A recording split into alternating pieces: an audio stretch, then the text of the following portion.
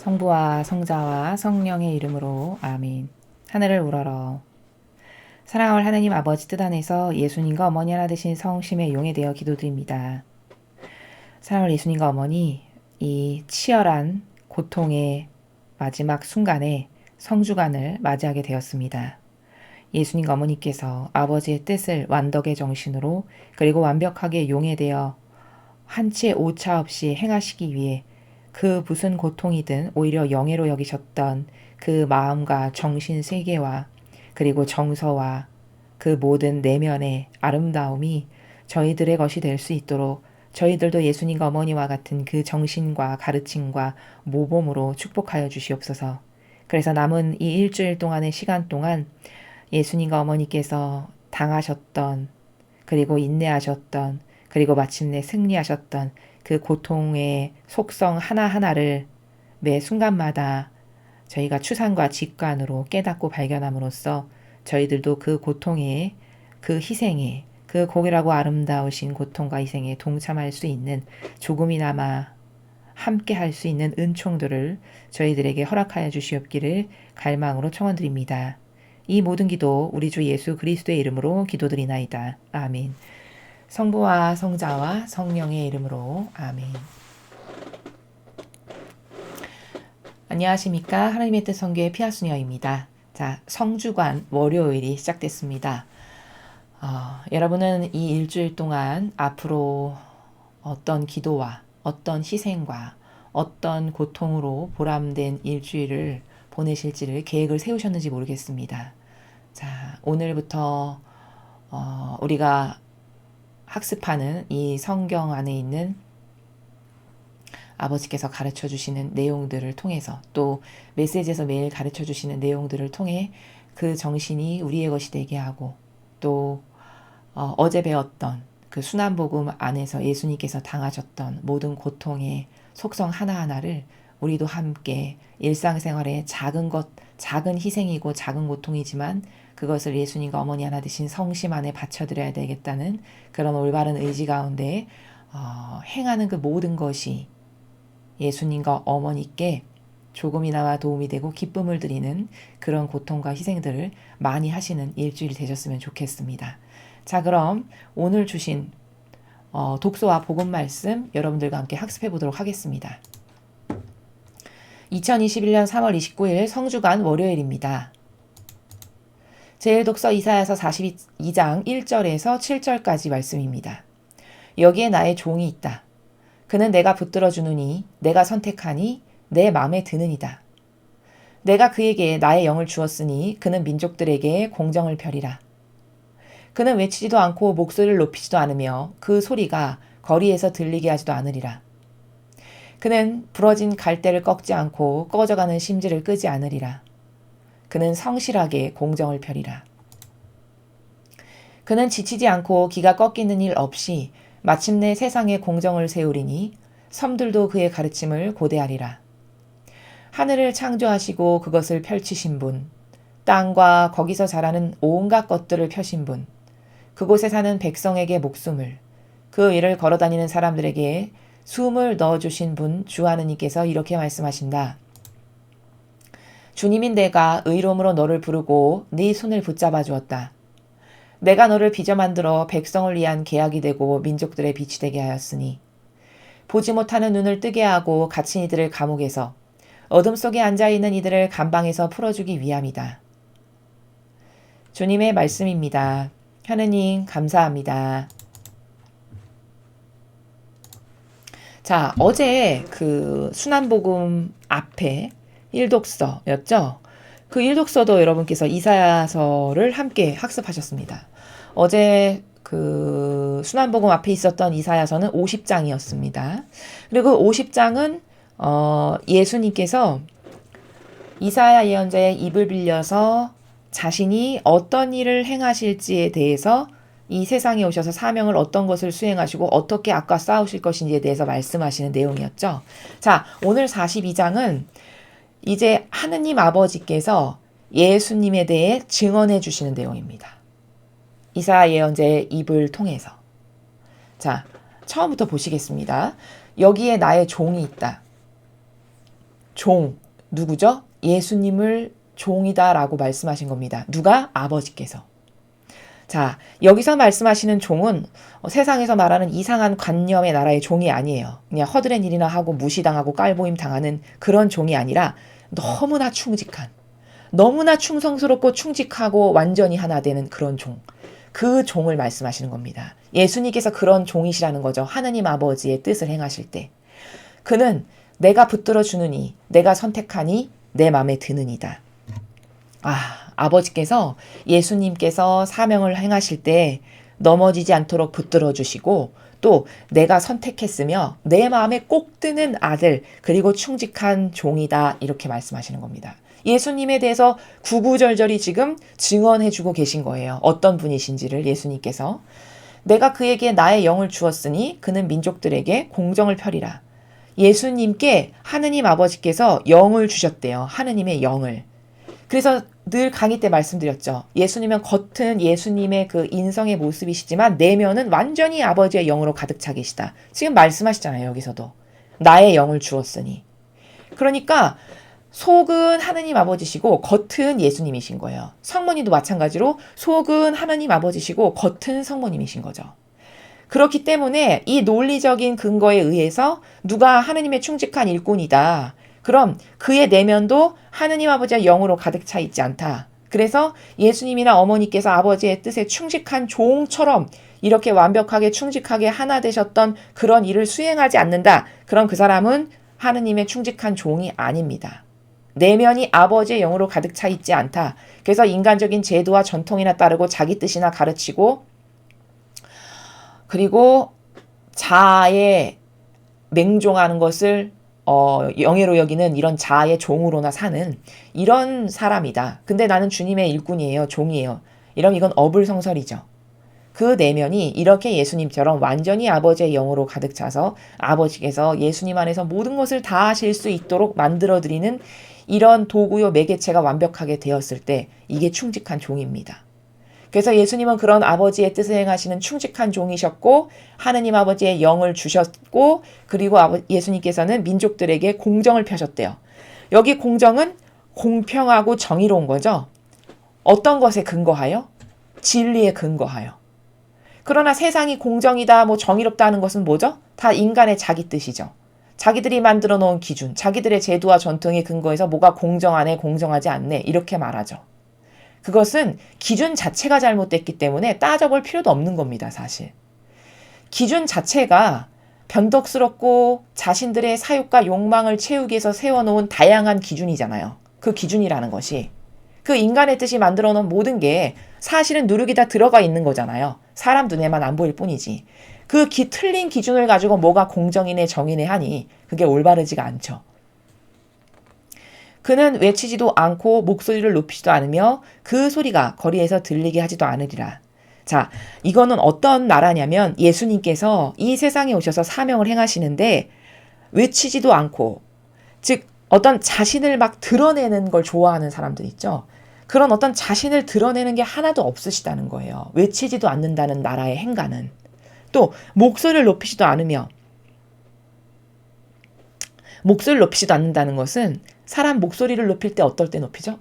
억울한 게 있고 따져야 될 때 막 목소리를 높여서 말하죠. 즉 자신에게 억울한 일이 있거나 어떤 고통스러운 일이 있어도 절대 그것 때문에 목소리를 높여서 나를 대변하시지 않는 이런 정신을 말씀하시는 거예요. 그 소리가 거리에 들리게 하지도 않으리라. 그것이 무엇이건 다 아버지의 뜻이다 해서 수용하시는 이런 정신세계에서 예수님께서는 충직한 종으로서 사명을 수행하신다라는 것을 아버지께서 이렇게 증언하시는 것이죠. 그는 부러진 갈대를 꺾지 않고 꺼져가는 심지를 끄지 않으리라. 그는 성실하게 공정을 펴리라. 자, 부러진 갈대를 꺾지 않고 꺼져가는 심지를 끄지 않는다는 것은 인간은 이런 거 있죠. 쟤는 안 돼. 쟤는 틀렸어. 쟤는 싹수가 노래. 이런 말씀 하시죠.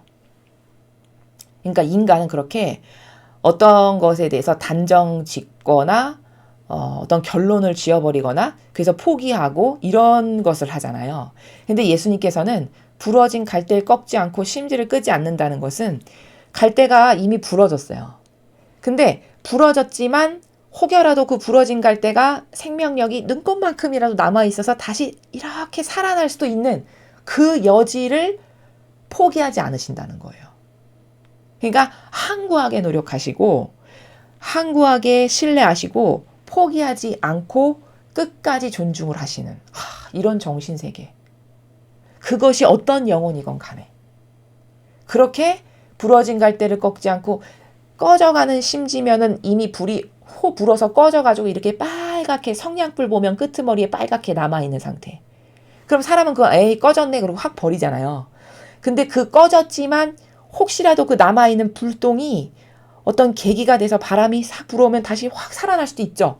이런 어떤 가능성, 그거 하나까지도 포기하지 않으시는, 버리지 않으시는 이런 예수님의 성실하게 항구하신 마음, 이 마음을 아버지께서 이렇게 증언하시는 거예요. 어떤 마음에서 사명을 행하시는지.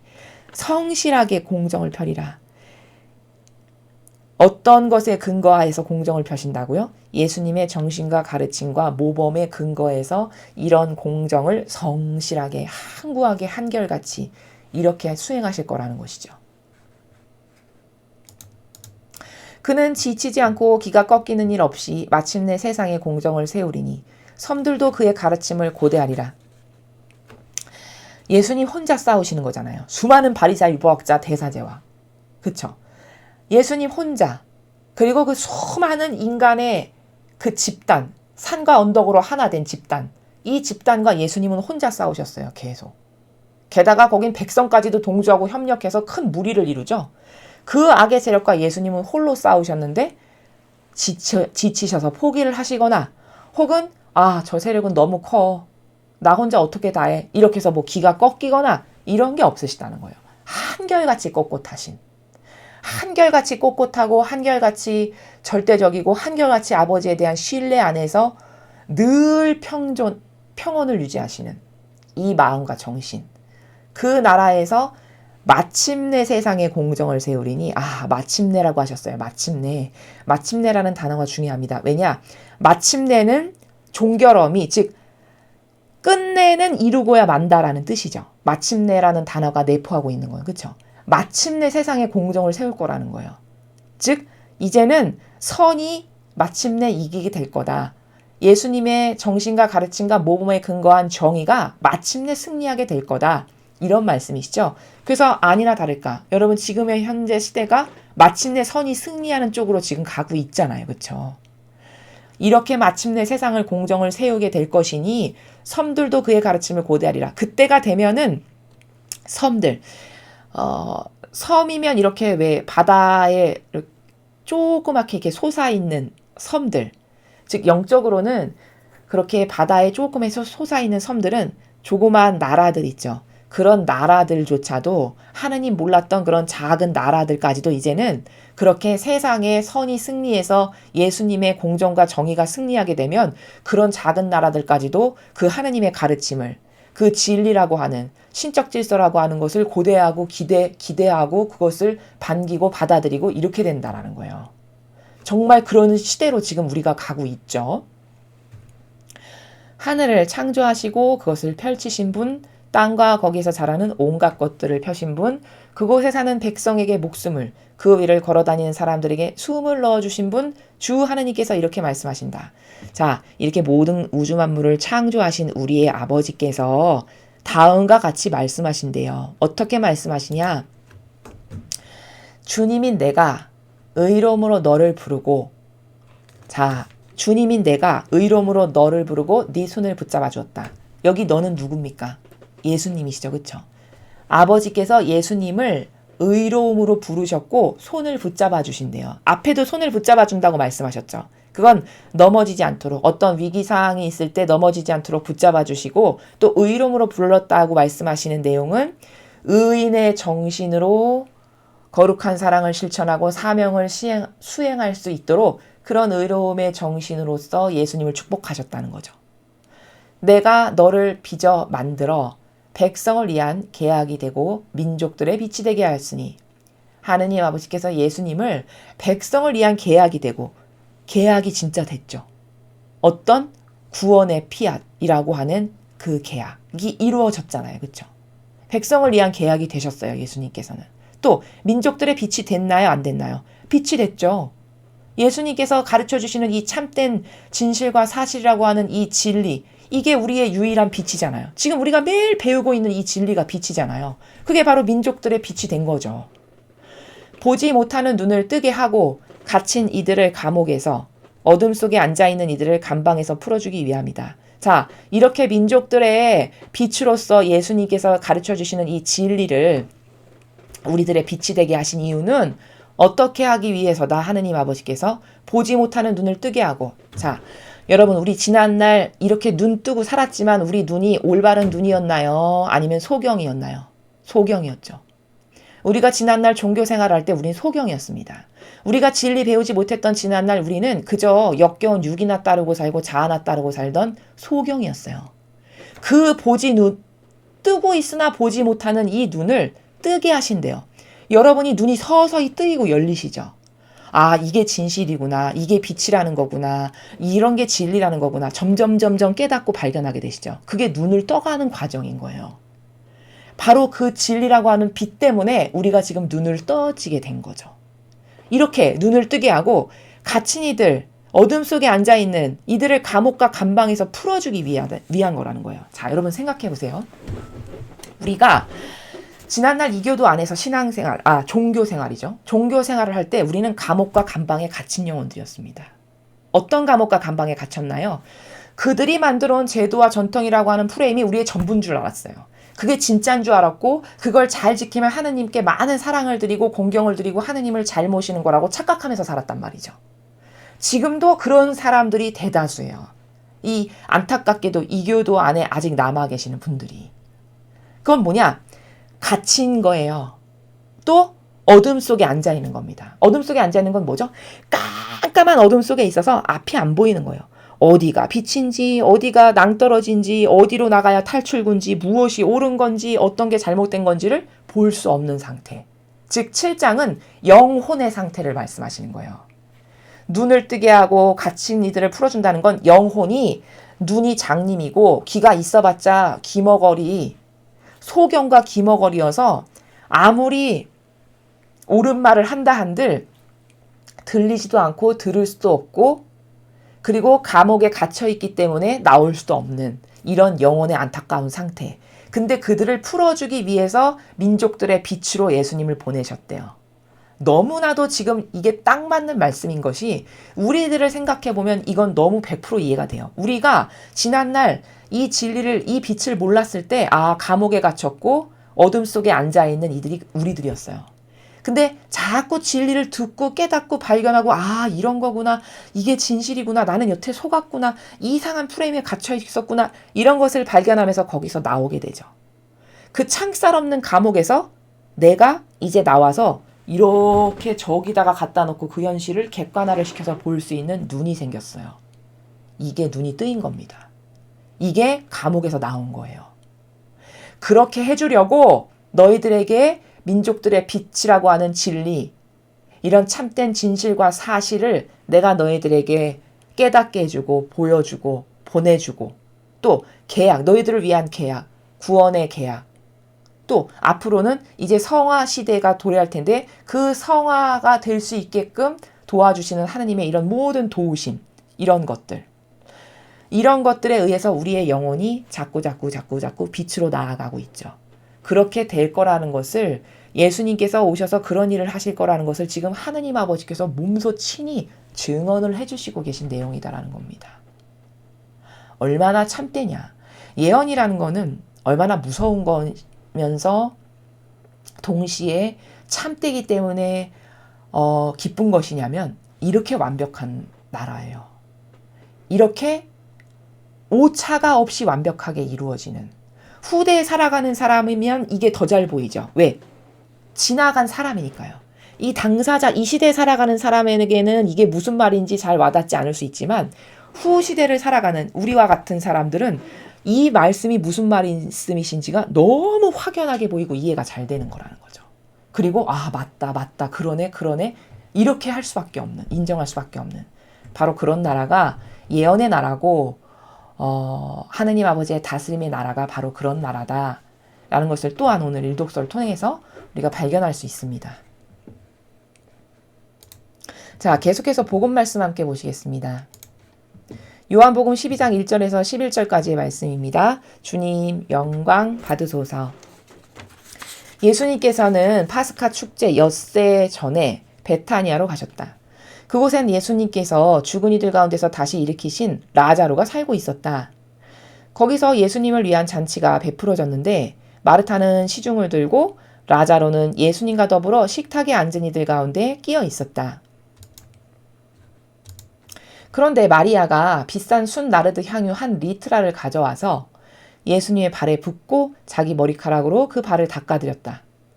그러자 온 집안에 향유 냄새가 가득하였다. 제자들 가운데 하나로서 나중에 예수님을 팔아넘길 유다 이스카리옷이 말하였다. 어찌하여 저 향유를 300데나리온에 팔아 가난한 이들에게 나눠주지 않는가? 그가 이렇게 말한 것은 가난한 이들에게 관심이 있어서가 아니라 도둑이었기 때문이다. 그는 돈주머니를 맡고 있으면서 거기에 든 돈을 가로채곤 하였다. 예수님께서 이르셨다. 이 여자를 그냥 놔두어라. 그리하여 내 장례날을 위하여 이 기름을 간직하게 하여라. 사실 가난한 이들은 늘 너희 곁에 있지만 나는 늘 너희 곁에 있지는 않을 것이다.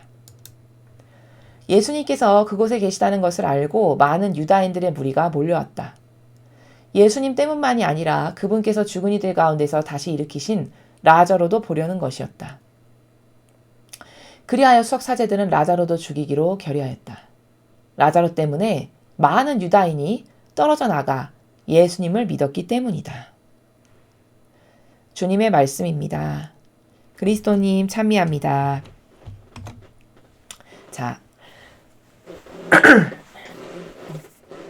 여러분 오늘 여기서 지금 마귀의 나라가 어떤 나라인가 좀 분석을 해서 배울 필요가 있는데요. 자, 먼저 결과론적으로 여기 지금 수석사제들은 라자로도 죽이기로 결의하였다. 10절에 보이시죠? 이 마귀 세력이 잘하는 그 일이 있는데 그게 뭐냐면 자기 세력에 하나 되거나 협력해주지 않잖아요. 자기 세력에 하나 되거나 협력하거나 동조하는 내 편으로 만들 수가 없어요. 그러면 이 마귀 세력이 자주 쓰는 방법이 뭐냐? 죽여버리는 거예요. 그쵸? 이때도 그랬고 지금도 그래요. 지금도 그렇습니다. 지금도 딥스테이트 그 카발 세력과 이 선의 세력과의 거대한 싸움, 그리고 이 사회주의 공산주의라고 하는 악의 세력이 행하는 이런 행동 반경들을 우리가 좀 살펴보면은 이 다 똑같은데요. 이 악의 세력이 주로 쓰는 방법이 뭐냐? 자기 처음에는 회유를 하겠죠. 돈을 주고 여러 가지 방법으로 회유를 했는데 잘 안 돼. 그럼 이들이 최종적으로 쓰는 방법은 뭐냐? 죽여버리는 방법이에요. 그래서 여기 라자로도 죽이기로 결의하였다. 이런 행간의 나라가 지금 보이죠. 더불어 예수님도 저건 아무리 봐도 나랑 같은 세력이 될 수 없어. 라고 인지를 하니까 마지막엔 그렇게 십자가에 못 박아서 죽여버리기로 결의를 하는 거거든요. 그래서 이 마귀 세력이 공통적으로 쓰는 방법은 뭐냐? 내 편으로 만들 수 없고 나랑 하나 될 수 없고 나의 끝까지 반대. 그럼 결국 죽이는 이 방법을 쓴다는 걸 우리가 여기서 알 수 있습니다. 그리고 이때만 그랬던 것이 아니라 그 악의 세력이 쓰는 방법은 지금도 그렇게 똑같이 행한다라는 것을 우리가 많은 뉴스를 통해서 그 사실을 접해보았을 때 확인할 수 있다라는 겁니다. 자, 그리고 좀 앞으로 거슬러 가서 여기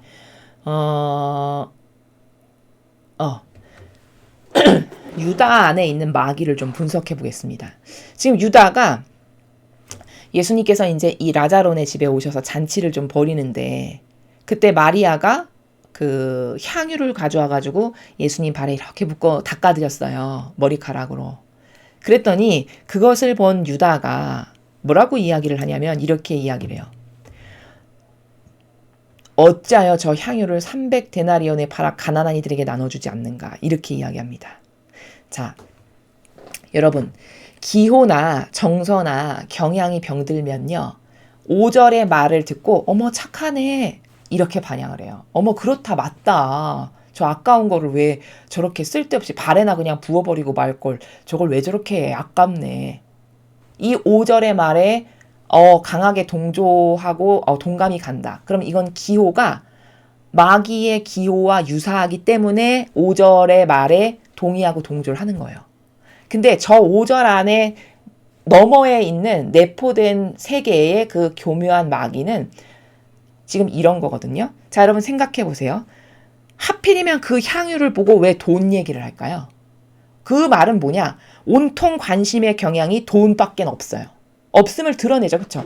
아니, 똑같은 현상을 봤는데 그 향유를 부어서 예수님의 발을 닦아드리는 똑같은 현상을 보고 모든 사람이 다 5절처럼 말하지 않거든요.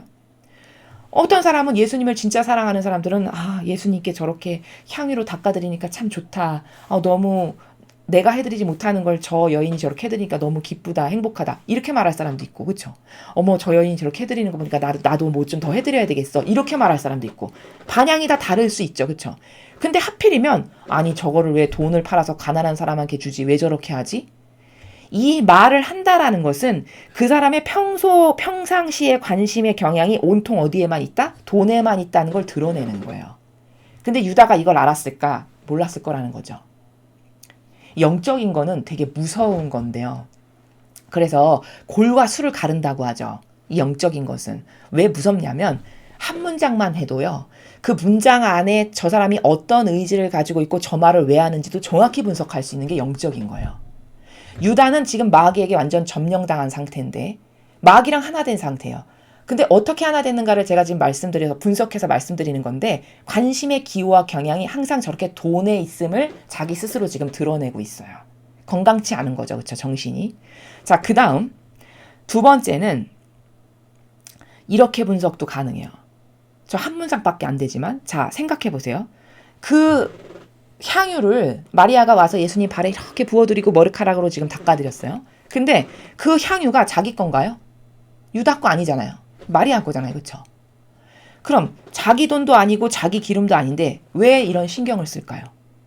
그 남이 자기 걸 가지고 자기 마음대로 한다 한들 그게 그 사람의 마음이고 그 사람 것이니까 온전히 그 사람의 자유의지인데 왜 남이 그렇게 한 자유의지로 무엇을 한 것을 가지고 자기 기름도 아니고 자기 돈도 아닌데 이런 신경을 왜 쓸까? 이건 역시도 마귀적 기호와 경향이 온통 돈에 있고 그런 어떤 유물론적인 것밖에는 관심의 경향이 없음을 이 한 문장을 통해서 우리가 캐치할 수 있고 발견할 수 있다라는 겁니다. 이렇게 마귀를 분석할 수 있고 자, 그 다음에 이렇게 이야기를 했어요. 그러면서 여기 후미의 말 지금 덧붙여서 말을 하죠. 성경에서. 사실은 가난한 이들을 도와주려고 그런 게 아니고 도둑이었기 때문이다. 이렇게 얘기해요. 그는 돈주머니를 맡고 있으면서 거기 든 돈을 가로채거나 했다. 즉 6절에서 덧붙여서 설명하고 있는 나라는 뭐냐면 얘가 도둑이에요. 얘가 평상시에 관심의 경향이 이렇게 돈도 가로채고 했다라고 여기 되어 있죠. 이 정도로 사욕과 욕망과 무욕이 강했던 사람이 유다 이스카리옷입니다. 평상시에 이런 짓을 했다라는 것을 6절에서 지금 이야기하고 있잖아요. 그렇죠? 그래서 그리스도의 시라는 책을 보면은 유다를 예수님께서 2번인가 3번인가를 거절하세요. 자기를 제자로 받아달라고 할 때. 근데 거절하셨던 이유는 바로 이런 속성을 아셨기 때문인 거예요. 순전히 유다가 제자가 되고 싶었던 것은요. 어떤 예수님을 닮은 거룩한 희생의 제물이 되고 싶어서가 아니고 저분이 이 나라에 올 왕인 것 같은데 저 사람한테 좀 붙으면 나도 좀 한 자락 해먹을 수 있을 것 같고 나에게도 뭐 콩고물이 좀 뭔가 떨어질 것 같고 이런 관심의 경향 때문에 제자가 되고 싶었던 거거든요. 사실은. 근데 그 마음을 예수님이 모르셨을까요? 다 아셨죠. 마음의 그림자도 아시는데. 그래서 그런 안 좋은 속성과 관심의 경향이 잘못됐다는 걸 아시고 너는 이렇게 이런 제자에 적합지 않으니 이렇게 좋게 말씀을 하셨거든요. 근데 끈질기게 3번인가 2번을 와서 청혼을 해서 어쩔 수 없이 예수님께서 받아들이시는 장면이 나와요. 근데 아니나 다를까 예수님의 그 말씀을 들었어야 되는 거죠. 이 영혼이 불행하지 않으려면. 왜? 차라리 너는 나를 몰랐었던 게 낫다에 해당해버렸지. 왜냐면 배신을 해서 예수님을 팔아넘기는 주모자가 되죠. 주동자가. 그럼 이거는 지옥 단원 당상되는 거거든요. 차라리 제자가 안 되고 예수님을 몰랐다면 지옥까진 가지 않았을 텐데 제자라고 하는 그런 직책까지도, 높은 직책까지도 얻고 팔아넘기기까지 했으니 이건 지옥 가는 아주 따놓은 당상인 거죠. 그런 불행한 영혼이 되어버린 거예요. 그래서 예수님께서 거절하셨던 건데, 아무튼 그런 안 좋은 유물론적이고 인간적이고 자아적이고 사욕과 욕망에만 집착하고 애착하는 이 경향을 버리지 못하면 절대 이 영적 삶에서는 실패하고 낙오되고 지옥 간다 라는 것을 이 유다를 통해서 우리가 발견할 수 있습니다. 자, 그래서 이런 일이 있었어요. 그랬더니 예수님께서 이렇게 답변을 하세요. 이 여자를 그냥 놔둬라. 그리하여 내 장례날을 위하여 이 기름을 간직하게 하여라.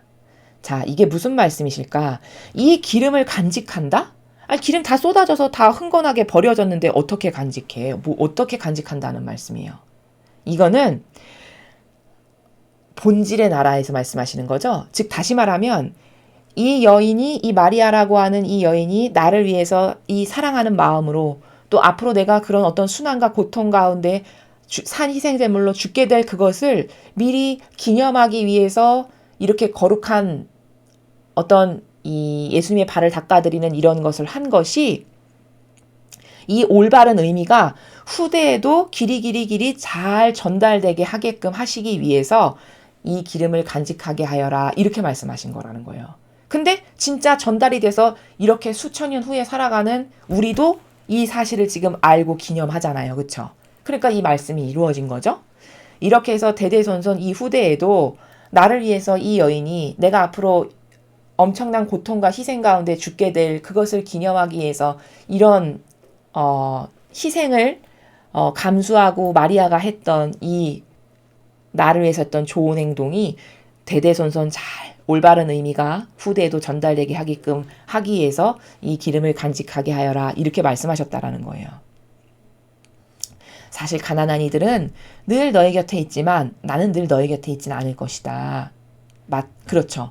가난한 너가 얼마든지 가난한 이를 위해서 그렇게 그 기름을 아깝게 저걸 왜 가난한 이들을 하면 더 이렇게 많이 살릴 수 있을 텐데 그런 말을 했잖아요, 유다가. 근데 그 가난한 이들은 너 옆에 늘 있지만 나는 영원히 너희 곁에 있지는 않을 거니까. 나는 곧 박해받고 이렇게 해서 산희생제물로 바쳐지고 결국에는 죽게 될 거니까 라는 말씀이시죠. 그렇죠? 자, 근데 여기서 또 하나 배워야 될 것은 뭐냐면 지금 예수님께서 7절, 8절에 거쳐서 이렇게 말씀을 하셨어요. 근데 이 화법이 이 정신세계가 참 리더로서 정말 아름답고 감탄할 만한 정신세계라는 겁니다. 무슨 말이냐면 지금 이 여자를 놔둬라. 내 장례날을 위하여 기름을 간직하게 하여라. 이 말씀은 순전히 마리아를 위해서 하신 말씀이죠. 마리아가 한 그 올바른 행위를 격려하시고 올바른 걸 했다라고 독려하시고 마리아의 그 행동을 보호해 주시기 위해서 하신 말씀이시고 그 다음 후반부 사실 가난한 이들은 늘 너희 곁에 있지만 나는 늘 너희 곁에 있지는 않을 것이다. 이건 유다 들으라고 하신 말씀이신 거예요. 유다에게 하신 말씀이에요. 후미는. 그렇죠. 대상이. 근데 많은 사람 앞에서 막 모멸감을 주거나 모욕감을 주게끔 말씀하시지 않고 좋게 유다야. 근데 네가 가난한 사람을 돌보는데 쓰지 왜 그렇게 하냐고? 그래. 가난한 사람을 위해서 물론 쓰면 좋지. 그치만 얘야. 그 가난한 이들은 너한테 평생토록 있지 않니? 근데 나는 네 옆에 평생토록 있지는 않을 거란다. 이렇게 좋게 훈계하고 깨닫게 하시는 말씀을 지금 하시는 거예요. 8절에서. 그래서 7절, 8절의 말씀을 들으면 진짜 진정한 리더라는 것은 정신세계가 이런 정신세계에서 사셨고 그 정신세계를 표현하시기를 둘 다를 위해서 필요한 말씀을 정확하게 하시는 두 영혼 다에게. 그쵸? 또 깨닫게도 하시는 동시에. 이것을 하시는 예수님의 이 고도적인 정말 고결하고 아름다운 그 정신세계를 7절, 8절의 말씀을 통해서 우리가 엿볼 수 있다. 그리고 리더라면 후하의 사람들에게 이런 말을 해서 독려도 하고 격려도 하고 깨닫게도 할 수 있는 리더가 되어야 된다라는 것을 또한 발견할 수 있습니다. 자, 오늘 우리는 이사야서를 통해서 하느님 아버지께서 예수님이 어떤 분이신지에 대해 증언을 하시는 내용을 살펴보았습니다. 그리고 복음에서는 이제 예수님께서 라자로의 집에 와서 잔치를 베푸시는데 참여를 하시는데 거기서 날뛰는 그 악, 유다 안에 날뛰는 악, 그리고 이 대사제와 바리사이들 안에서 날뛰는 악, 이 두 개의 악을 좀 살펴봤고, 그런데 그 악을 제압하시면서 다스리시는 예수님이 말씀하시는 그 세계, 그 정신세계, 그것도 함께 살펴보았습니다. 우리가 이런 고결하고 아름다운 정신의 나라, 이 나라를 더 열심히 배워서 우리도 예수님께서 이렇게 오늘 살아가시던 나라 안에서 살아갈 수 있는 그런 자녀들이 되어야 하겠습니다. 이상으로 2021년 3월 29일 성주간 월요일 복음회설을 마치겠습니다. 감사합니다.